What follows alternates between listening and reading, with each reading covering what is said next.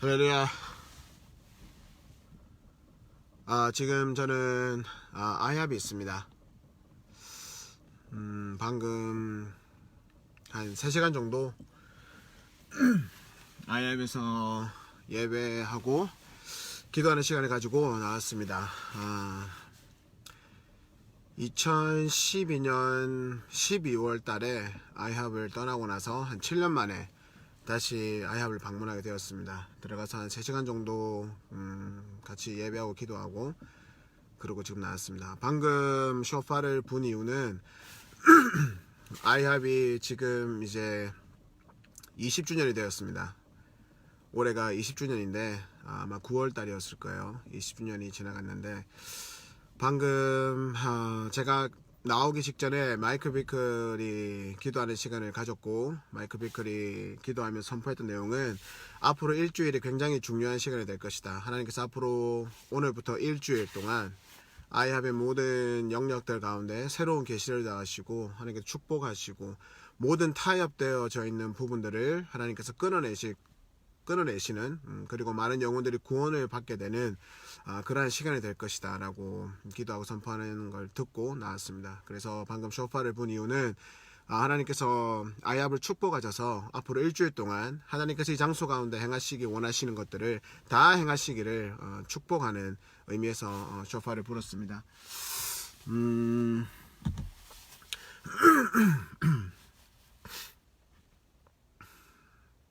2012년 9월 달에 저는 2012년부터 한 1년 가까이 이렇게 저렇게 아이합이랑 연결이 되었고, 또 특별히 2012년 5월 말부터 그리고 2012년 12월 달까지 한 7개월 정도, 한 6, 7개월 정도 이곳에서 학교를 섬겼습니다. 스텝으로 간사로 섬겼고, 또 뭐 그런 시간을 가졌는데, 그러면서 2012년 5월부터 12월까지 매일 뭐 2시간에서 4시간 이곳에서 아이합에서 기도를 하고 예배하는 그런 시간을 가졌고, 오후에는 그런 시간을 가졌고, 오전에는 학교가 진행되었습니다. 아이합이랑 YWAM이랑 함께 학교를 만들었는데, 그거를 이제 콜토월이 주선을 해서 콜토월 산하에 학교가 생겼고, 저는 그 학교의 간사로 한 6, 7개월간 섬기는 시간을 가졌습니다. 그때 9월 달에 13주년 기념 행사를 했었거든요. 그러니까 벌써 제가 아이합을 떠난 지 7년이 되었습니다. 이번에 돌아오니까 막 20주년 행사가 끝난 상태였습니다. 2012년 한 10월 달쯤에 제가 수업 주일 예배를 듣다가 마이클 비클 예배를 듣다가 그때 그런 얘기를 했던 적이 있습니다. 제 가족들이랑 주변에 가까운 사람들에게 앞으로 마이클 비클이 설교하는 내용에 생각 없이 무턱대고 아멘이라고 화답하지 말라라고 한번 얘기했던 적이 있습니다. 그러고 나서 한 2주 정도 있다가 다시 예배 중에 뭔가 굉장히 문제가 될 수 있을 만한 그런 단어들이 나왔고, 그래서 그때 다시 한번 제 가족이랑 주변의 사람들에게 한 번 더 좀 경각심을 주는 차원에서 앞으로 마이클 비클이 설교하는 내용에 대해서 생각 없이 맥락 없이 아멘이라고 화답하면 굉장히 위험하다라고 얘기했던 적이 있습니다. 그게 벌써 7년 전입니다. 그리고 저희는 하나님이 중국으로 다시 이동하러 가셔서 미국 생활, 특히 캔자스, 아이합 이 지역 콜토 관련된 것들을 다 정리를 하고 다시 중국으로 돌아갔었습니다.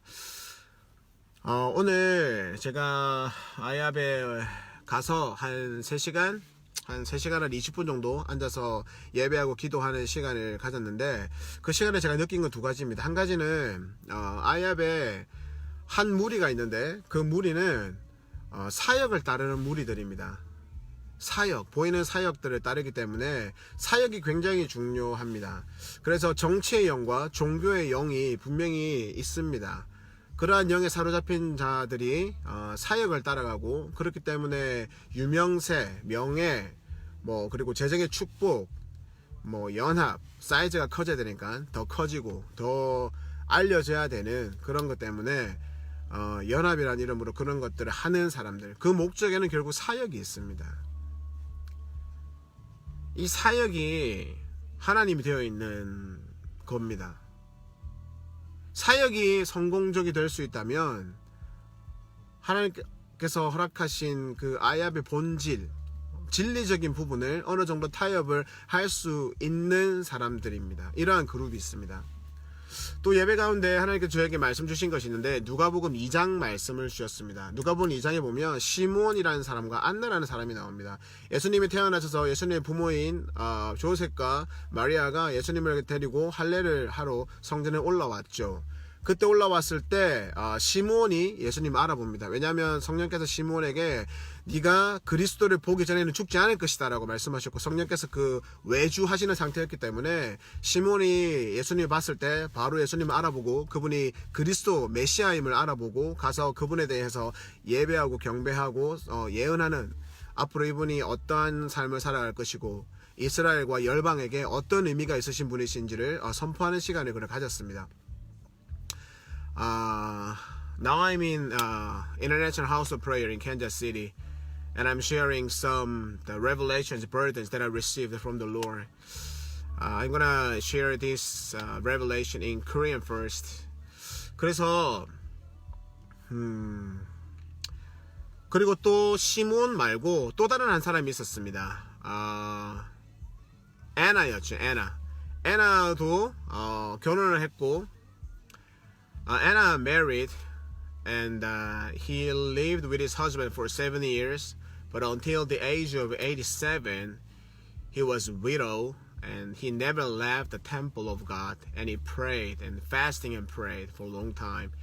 And when Anna saw the baby Jesus, Anna knew that the baby Jesus, that baby was a Messiah, and he is a Christ. He recognized him. 그래서 시므온과 애나가 이 예수님에 대해서 알아봅니다. 그래서 그 예수님에 대해서 예배하고 예수님에 대해서 앞으로 행하실 일들에 대해서 선포하는 시간을 가졌습니다. 사실 베드로가 주는 그리스도의 살아계신 하나님의 아들이십니다 라는 고백을 해서 예수님께서 굉장히 기뻐하셨죠. 근데 그 고백을 했던 시점은 예수님의 신분이 이미 드러나 있는 상태였습니다. 예수님께서 공생애를 시작하신 이후에, 많은 기적들을 행하시는 이후에 베드로가 그런 고백을 했었습니다. 주는 그리스도시여 살아계신 하나님의 아들이십니다 라고 예수님의 정체성과 예수님의 부르심에 대해서 명확하게 고백을 했었습니다. 하지만 예수님의 공생애가 시작되기 전에, 예수님께서 갓난아기인 시절에 할례를 받는 시점에서 이미 시므온과 안나라는 자, 두 형제 자매, 남자는 시므온, 여자는 자매는 안나라는 자들은 이미 성령께서 강력하게 외주하고 계셨고, 내주할 수는 없죠. 아직 예수께서 아직 승천하시지 않았기 때문에, 성령께서 오시지 않았기 때문에 성령께서 내주하실 수는 없지만 외주하시는 상태에서 그 베이비가 바로 그리스도시고 메시아임을 알아본 사람들이었습니다. 시므온과 안나의 특징은 하나님의 전에 머물면서 전심으로 하나님을 경외하면서 금식하고 기도하던 자들이었습니다. 사실 이 아이압에 제가 7년 전에 떠날 때, 그때 이곳에서 나이트 와치라 그러죠. 그 밤새 이렇게 기도하고 예배하던 사람들, 그리고 이곳에서 계속해서 기도의 자리와 예배의 자리를 지키던 사람들이 오늘도 제가 만났습니다. 아직까지 여기에서 기도하고 예배하며 그 자리를 지키고 있는 사람들이 있었습니다. 그분들을 봤을 때 제 마음에 이분들이 시므온과 같은 사람들이고 이분들이 안나와 같은 자들이구나 라고 생각하게 되었습니다. 그래서 아이압에는 두 무리가 있습니다. 한 무리는 사역을 따르는 무리들입니다. 물론 이름으로는 이 사역을 통해서 많은 사람에게 축복을 한다, 이런 그런 어떤 익스큐즈가 있겠지만, 결국에는 사역을 따르는 종교의 영과 정치의 영에 사로잡힌 한 무리가 있습니다. 반대로 거루투기와 같이 원래 하나님께서 아이압을 시작할 때 허락하셨던 그 아이압의 정체성대로 시므온과 안나처럼 하나님의 전을 지키며 하나님만을 경외하며 전심으로 금식하고 기도하던, 예수 그리스도의 오심을 기다리면서 금식하고 기도하던 한 무리가 있습니다. 종교행과 정치의 영에 사로잡혀 있는 사역을 따르는 무리와 금식하고 기도하며 예수 그리스도의 오심을 기다리는 무리가 지금 이 아이합에 함께 있는 것을 보게 되었습니다.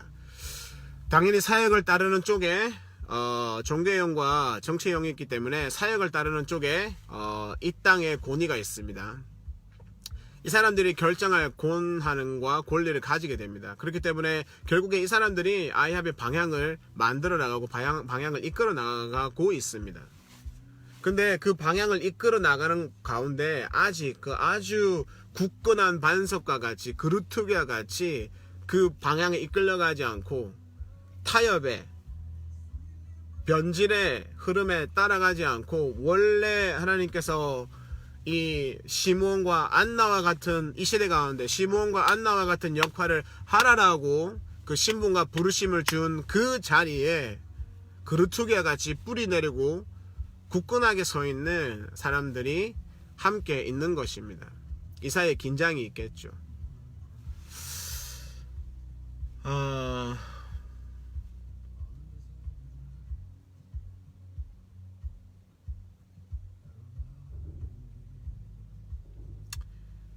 사역을 따르면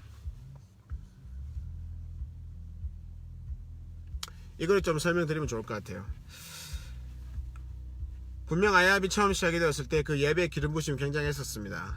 그리고 그 예배가 풀어지기 때문에 놀라운 일들도 많이 일어났습니다. 근데 시간이 가면 갈수록 그 아이합의 예배 기름 부심이 점차 이렇게 떨어지고 있는 걸 많이 느꼈습니다. 그래서 한 2015년 정도 그때부터는 아이합 예배를 이렇게 집에 털어놓고 이제 항상 원래 2005년부터 제가 아이합 근처에 캔자스에서 대학 생활을 했었고 그리고 이후에도 제 와이프도 이런 흐름을 잘 알고 있었고 또 2012년부터 본격적으로 이곳에서 사역을 하고 이곳에 머물고 난 이후에 제가 중국에 돌아간 이후에 계속해서 집안에 하루 종일 그 아이합 예배를 틀어놨었습니다. 항상 은혜가 되었었죠. 그런데 2015년을 기점으로 해서 아이합 예배가 굉장히 뭔가 변했다는 걸 느꼈습니다. 그리고 아이합 예배를 듣고 있을 때 처음으로 예배 중에 이렇게 잠이 굉장히 심하게 왔었습니다. 막 졸음이 막 쏟아졌어요. 그래서 그때 느꼈던 게 이게 뭔가 문제가 있구나. 그래서 이제 기도하면서 성령님께 약간 묻는 시간이 있었습니다. 그때 제가 알게 되었던 것이 아이합의 처음에 1세대는 미스티 에드워드입니다. 미스티 에드워드가 지금 우리가 말하는 harp and bow, 이게 뭐 간단하게 말하면 기도만 우리가 2-3시간 4시간 할 수가 없습니다. 그래서 여기에 음악적인 요소를 넣었죠. 그래서 음악으로 새로운 노래 혹은 방언 찬양 이런 걸 통해서 기도의 시간을 획기적으로 늘린 겁니다. 그래서 음악과 기도가, 근데 기도하는 내용은 성경의 내용을 가져와서 가사를 붙이는 거죠. 여기다가 음악을 넣어서 24시간 동안 예배와 기도를 진행할 수 있는 그런 형태를 만들어 놓은 게 이제 우리가 말하는 harp and bow인데, 그거를 처음으로 시작했던 사람이 미스터 에드워드입니다. 당연히 교회 역사 안에 우리가 알게 모르게 그렇게 이미 해오신 신앙의 선배들이 분명히 있을 겁니다. 근데 지금 우리가 전 세계적으로 누리고 있는 이 새로운 형태의 예배, 이 예배의 형태를 처음 시작한 사람이 미스터 에드워드였습니다. 미스터 에드워드는 음악하는 사람도 아니었고 처음에 마이크 비클 뭐 약간 돕는 그냥 약간 비서 같은 사람이었어요. 그래서 커피 타주고 또 뭐 가서 뭐 카피 만들어 와서 뭐 복사해오고 이러는 사람이었는데 성령께서 그런 은혜를 주셔서 그 찬양을 하기 시작했고 떠듬떠듬 찬양을 하기 시작한 겁니다. 그래서 미드시티가 작곡한 찬양들을 보면 그 찬양들 그 코드가 굉장히 간단합니다. 뭐 D 코드로만 쭉 진행되는 찬양들도 있고 코드가 굉장히 간단합니다. 왜냐하면 음악하는 사람이 원래는 아니었었습니다. 그렇기 때문에 미스티가 이 받은 모든 것들은 거의 90%, 거의 한 95%, 거의 100% 가까이가 성령께서 직접 가르치신 내용입니다. 그러니까 미스티는 사람인 스승이 없었던 거예요. 사람 스승이 없는 상태에서 성령께서 다 가르치시는 것을 다 가르침을 받고 그것들을 풀어냈던 사람입니다. 그리고 아이합의 찬양 2세대가 나오죠. 뭐 토마스나 뭐 몇몇 이제 사람들이 나오기 시작합니다.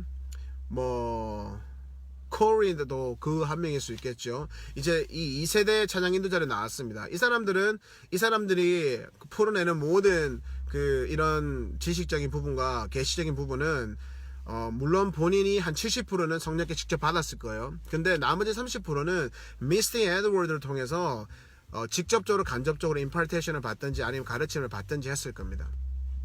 그리고 제 3세대가 나옵니다. 아마 라이언 콘도가 아마 3세대로 이제 제 개인적으로 그렇게 캐리고리를 나눕니다. 제 3세대 찬양 인도자가 아마 한 라이언 콘도 정도 될 것 같습니다. 라이언 콘도도 역시 한 60% 정도는 본인이 직접 성령께 받았을 거고, 그 나머지 한 40은 1세대인 미스티나 2세대인 뭐 그런 토마스나 아니면 콜이나 이런 사람들로부터, 그리고 이미 학교가 시작되었기 때문에 학교에서 티칭을 하게 되죠. 그래서 60%는 성령께 받지만 나머지 40%는 학교를 통해서 사람 선생으로부터 가르침을 받았던 겁니다. 근데 이 3세대까지는 여전히 예배에 기름 부으심이 굉장히 많았었어요. 근데 이게 4세대, 5세대로 가면서 점점 아이압 대학교에 찬양 예배 인도자 학교에 들어가는 사람들이 점점 음악 전공하는 사람들의 숫자가 많아지죠. 그러니까 뭐 기타나 피아노나 뭐 악기를 다루는 솜씨가 이전 세대보다는 월등하게 좋아지게 됩니다. 그리고 이미 1세대, 2세대, 3세대를 통해서 예배와 예배 인도에 대한, 그리고 하르프 앤 볼에 대한 지식이 상당히 축적되게 되죠. 그래서 굉장히 단시간에 1세대, 2세대, 3세대가 풀어놓았던 모든 은혜들이 지식의 형태로, 이게 계시의 형태가 아니라 이미 계시가 일반화되어져서 지식의 형태로 변해져 있었는데, 이것이 학교를 통해서 학생들에게, 음악하는 학생들에게 굉장히 단기간에 막 부어지게 된 겁니다. 그러니까 이 학생들이 4세대, 5세대 이후의 학생들은 이 학생들이 받고 풀어내는 것에 한 7, 80, 80%는 사람 선생으로부터 받은 것이고 10%, 20%만이 성령께 받는 계시나 성령께 받는 어떤 특별한 어떤 영역이었던 겁니다. 그러니까 이 친구들이 풀어내는 음악들과 예배들이 굉장히 인본주의적으로 갈 수밖에 없죠. 확실하게 음악적인 재능과 음악적인 부분은 훨씬 더 업그레이드 했는데, 그 막 현란한 음악 그런 것들을 듣고 있는데 이상하게 그 음악을 들을 때 잠이 온다는 겁니다. 기름 부으심이 사라진 겁니다. 영적인 기름 부으심이 사라지고 사람의 인본주의적인 그런 테크닉과 기술적인 부분들 막 굉장히 많이 향상되었던 겁니다. 그래서 그 예배를 듣고 있을 때 많이 잠이 왔던 겁니다. 그래서 그 1세대, 2세대, 3세대 지나가면서 4세대, 5세대 가면서 성령의 계시는 점점 줄어들고, 이 성령의 계시가 이미 지식화되어 있는 이 지식이 점점 늘어나게 됐던 겁니다. 그러니까 나중에 4세대, 5세대 오면서는 지식이 80%, 90% 차지하고 성령의 계시는 10%, 20%를 차지하게 되는 거죠. 그렇게 되었을 때 예배가 굉장히 기름 부으심이 없어지고 굉장히 졸음이 오는 그런 예배가 되었던 겁니다.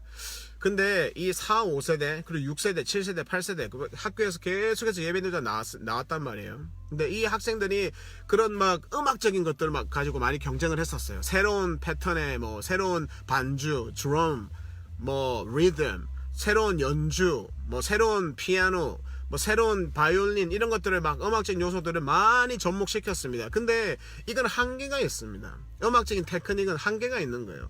이렇게 한 4, 5년을 하다가 다시 이 친구들이 한계를 느끼게 되는 거죠. 아, 지루하다. 처음에는 계속해서 예배, 기도, 이 본질에만 쭉 12년, 13년, 15년 쭉 집중을 해왔는데, 사실 예배를 이렇게까지 장기간 동안 하는 게 쉬운 일이 아닙니다. 그렇게 하다 보니까 이 아이압 공동체가 좀 전체적으로 지루해졌어요. 다들 약간 보르드해졌단 말이에요.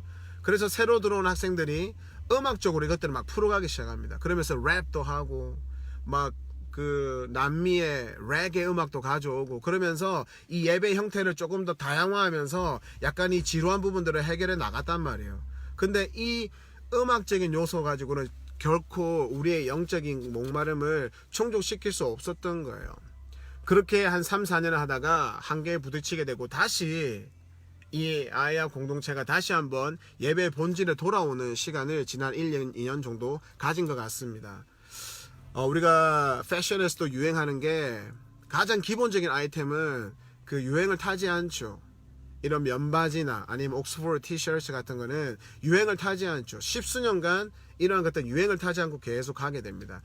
마찬가지로 가장 기본적인 것, 가장 기본으로 돌아가는 것, 복음으로 돌아가는 것, 결국 화려한 것들을 기본에서 시작했다가 이 기본이 지루해져서 화려한 것들을 쫓다가 다시 이 화려한 것의 정점에서 다시 한번 복음의 본질로, 예배의 본질로 예수께로 돌아오고 오는 그런 시간을 가졌고 가지고 있는 것 같습니다. 그러니까 그동안에 나왔던 찬양들을 보면 그러한 흐름들을 잘 볼 수가 있습니다. 처음 말씀드린 대로 아이합의 찬양 1세대 미스티 같은 경우에는 그 찬양 코드가 굉장히 단순했어요. D 코드로 쭉 가고 A 코드로 쭉 가고 C 코드로만 쭉 진행되는, 혹은 3-4개 코드로만 왔다 갔다 하는 그런 단순한 거였어요. 왜냐하면 예수님께 찬양하고 있기 때문에. 근데 3세대, 2세대, 3세대, 4세대로 가면서는 굉장히 코드가 많이 막 바뀌기 시작하고 기교가 많이 들어가고 귀에는 굉장히 듣기 좋은데 그 듣기 좋은 찬양을 듣다 보면 영이 굉장히 잠이 오는 상태가 되었던 거예요. 근데 이 공동체가 다시 한번 본질에 돌아오고 예수님께 생명 다해 예배하는 그 본질로 돌아오니까 다시 지금 제가 한 3시간 정도 예배할 때 예전에 제가 7년 전에 있을 때 불렀던 찬양들을 다시 부르기 시작하는 것들을 제가 보고 나왔습니다. 그러한 흐름들이 있었던 것 같고, 또 점점 아이합이 12년, 특히 2009년을 기점으로 해서 2011년, 12년을 지나면서는 아이합이 정말 전 세계적으로 굉장히 유명해지기 시작하죠. 그리고 전 세계적인 주목을 받게 되었습니다.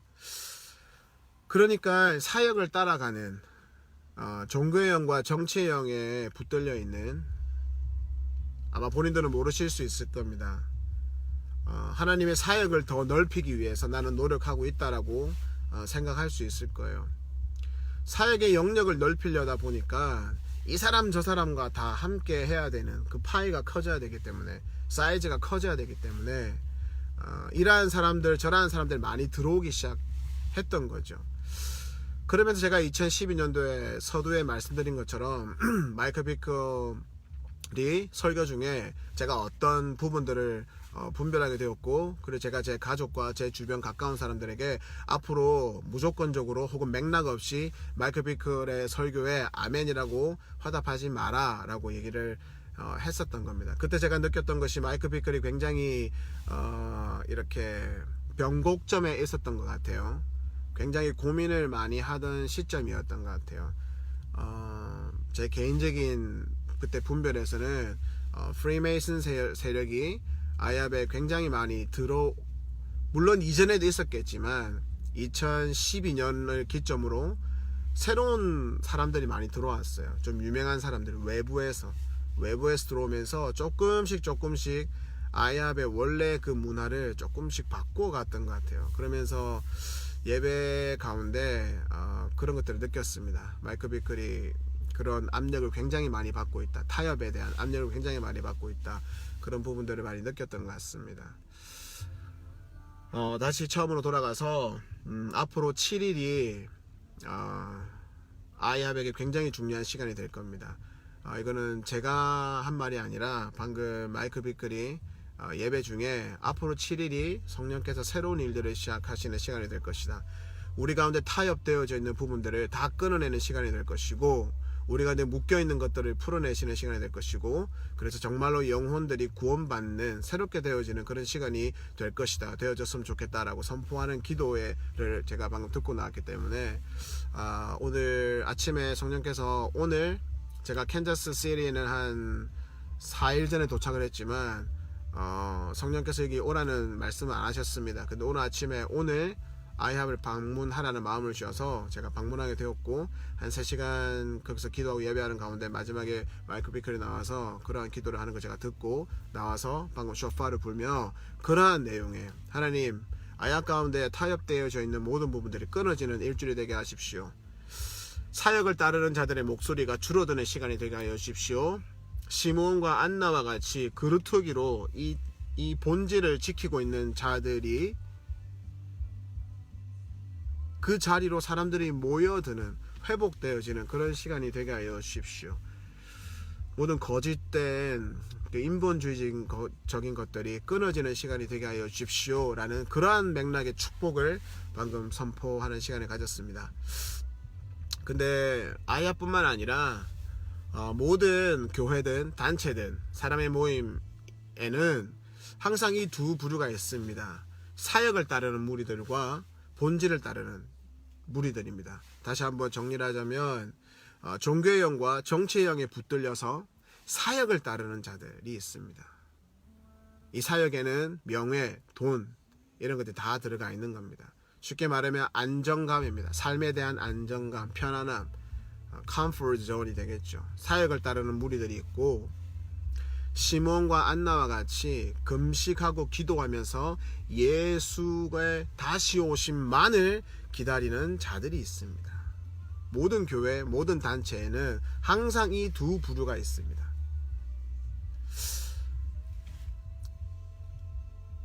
근데 하나님께서 사역을 따르는 그러한 사람들도 하나님께서 사용을 하십니다. 물론 그 사람들이 잘못된 선택을 하고 잘못된 길을 가게 되겠지만 결과적으로 가룟 유다와 같이. 근데 하나님께서 그들의 그러한 열심도 하나님께서 교회를 위해서, 하나님께서 복음을 위해서 그들의 잘못된 열정을 하나님께서 사용을 또한 하십니다. 부흥이 시작될 때 항상 전 세계 부흥은 한두 사람이 캠퍼스에서 혹은 작은 집에서 기도하고 회개할 때 하나님께서 부흥의 불씨를 떨어뜨려 주셨습니다. 부흥이 처음 시작된 그 시발점에서 성령의 역사가 가장 크게 나타납니다.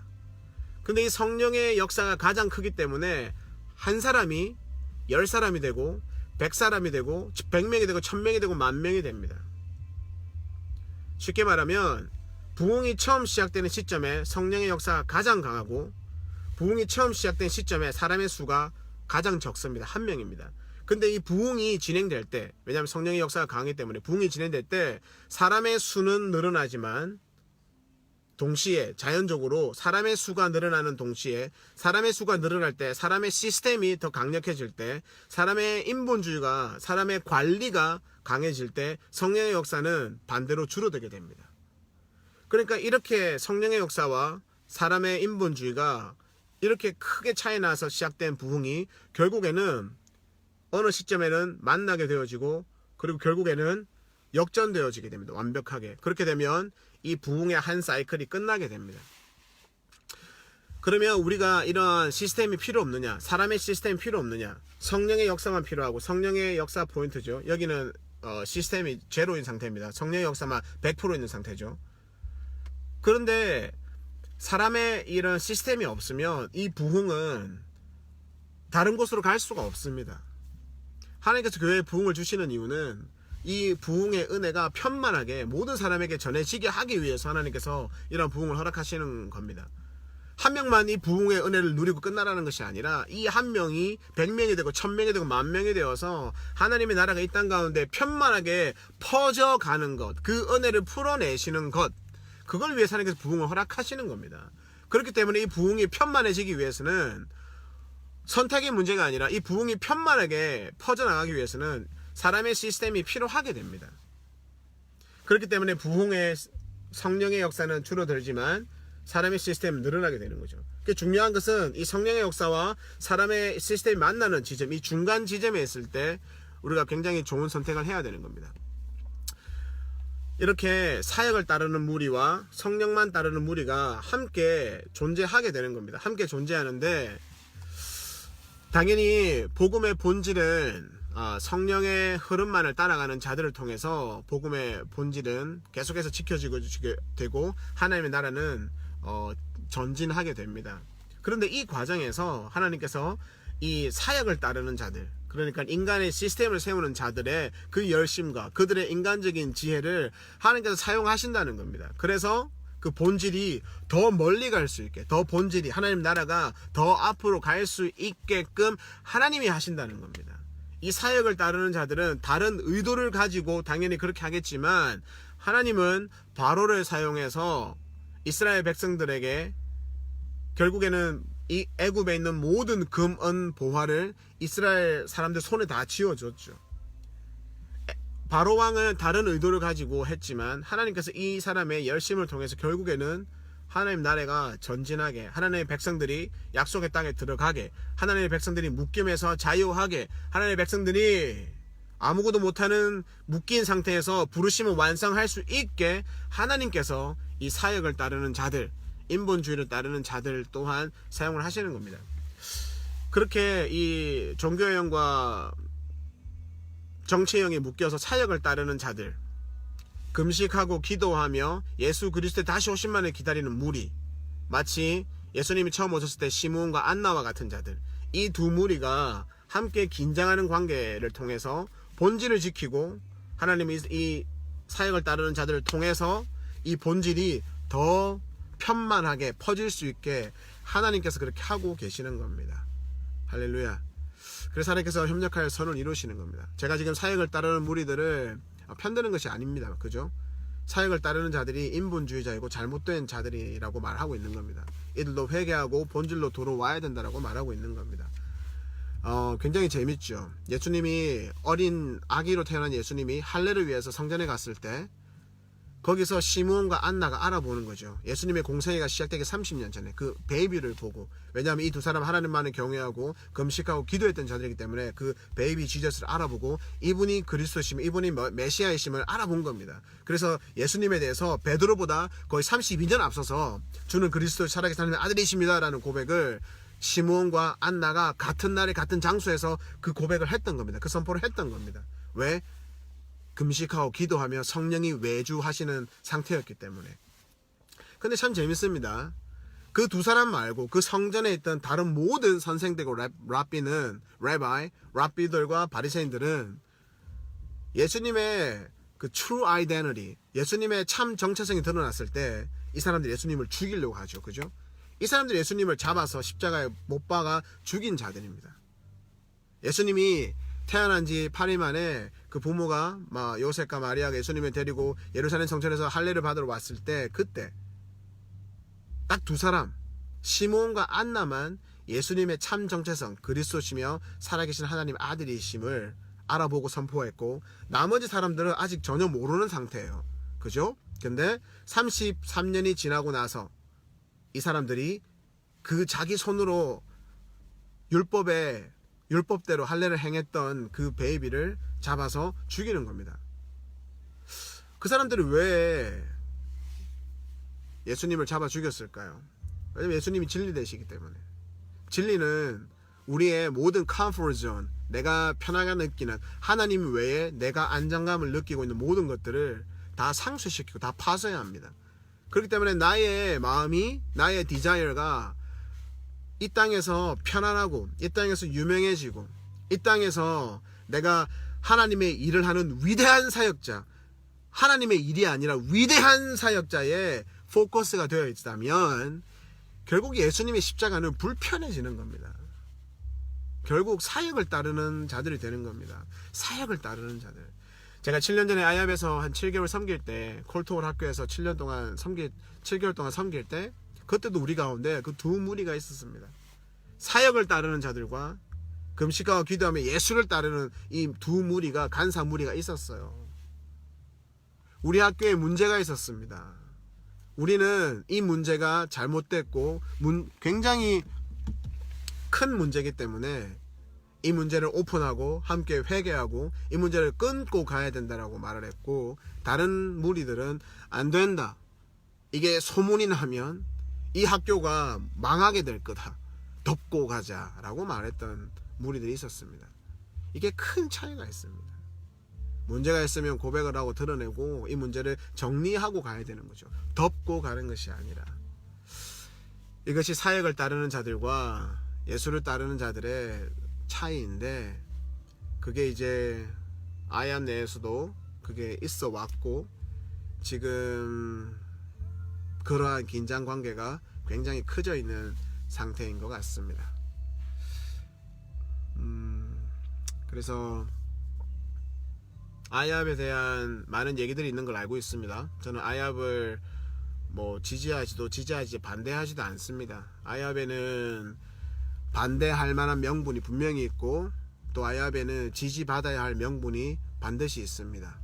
사역을 따르는 자들이 있기 때문에 엉뚱한 흐름으로, 배도의 흐름으로 프리메이슨과 함께 하려는 움직임이 있어 왔고, 지금도 예전에도 있었고 지금도 더 강하게 있고, 이 힘이 강하기 때문에 반대로 이 힘, 금식하고 기도하면서 예수 그리스도의 다시 오심을 준비하는 이들의 힘도 더 강해지고 있습니다. 지금 그러한 시점에 아합이 있는 걸 제가 방금 예배실에 들어가 3시간 동안 같이 예배하고 기도하면서 느끼고 나왔습니다. 그리고 이 메시지를 나누면 좋겠다라는 성령의 감동을 주셔서 이 메시지를 나누게 됩니다. 중국어, 영어가 아니라 한국어로 이 메시지를 나누라는 마음을 주셔서 한국어로 이 메시지를 나누게 됩니다. 마이크 비클이 방금 기도했던 것처럼 앞으로 7일이 아이아백에 굉장히 중요한 시간이 될 것입니다. 다시 거듭나는 시간, rebirth, renewal, 다시 한번 새롭게 되어지는 시간, 그러한 시간이 되기를 예수님의 이름으로 아이압을 축복합니다. 할렐루야. 아울러서 우리도 우리 안에 사역을 따르고 싶은 그 욕망들이 있습니다. 사역을 따르는, 사역이 유명해지고 사역이 커져서 더 많은 사람들이 나를 알아보고 인정하고, 그래서 더 많은 재정의 축복이 들어오고, 이걸 위해서 사역을 따르는 무리들이 있습니다. 우리 안에도 그러한 디자이어가 있습니다. 그리고 반대로 금식하고 이 땅의 기쁨들을 끊어내면서 주 예수 그리스도의 다시 오심만을 바라는 이 두 가지 욕망이 우리 안에 혼재해 있는 줄 알고 있습니다. 앞으로 오늘부터 일주일간 좀 더 우리가 다시 한번 본질로 돌아가는, 우리 안에 타협되어져 있는 복음들이 다 끊어지고 그 시뻘건 복음, 그 십자가 복음이 우리 안에서 온전히 회복되어지는, 제 안에서, 그리고 우리 모두 이 메시지를 듣는 모든 사람의 심령과 삶 가운데 그러한 다시 한번 그 시뻘건 십자가의 복음이 우리 삶의 전 영역에서 회복되어지는 그런 시간이 되기를 주 예수 그리스도를 축복합니다. 할렐루야, 할렐루야.